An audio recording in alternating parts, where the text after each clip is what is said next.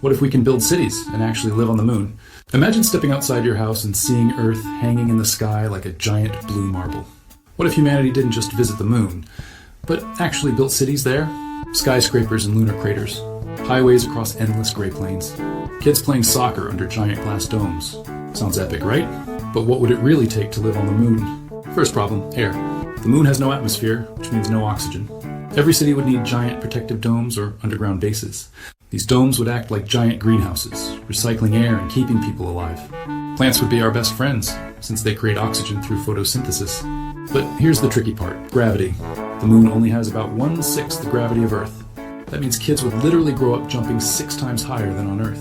Sounds fun, until you realize human bodies aren't built for this. Weak gravity means weaker bones and muscles over time. Long term, people born on the moon might look very different from Earth humans. Next big problem, radiation.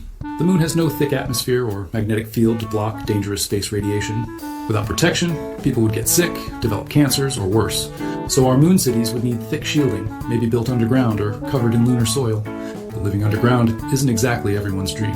Imagine spending your whole life without seeing a real blue sky. Psychologists say sunlight and nature are crucial for mental health. So moon cities would need artificial parks and sunrooms just to keep people sane. And then comes the challenge of food.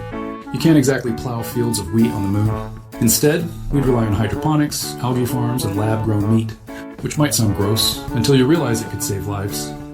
Water is another massive challenge.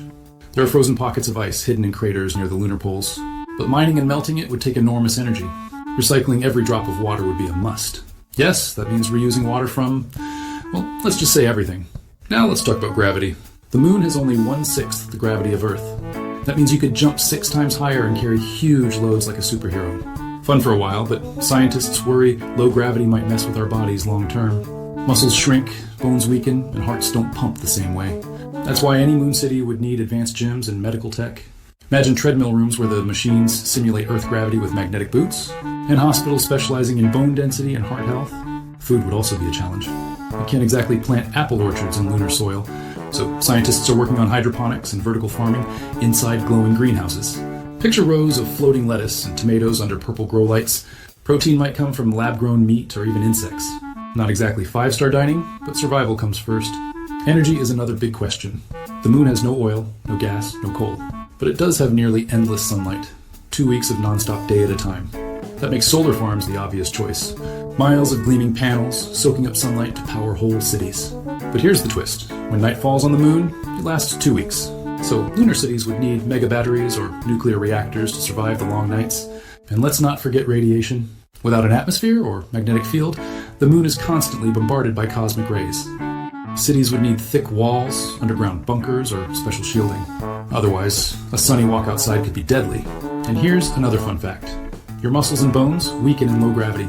On Earth, gravity keeps our bodies strong. On the moon, people would literally shrink over time.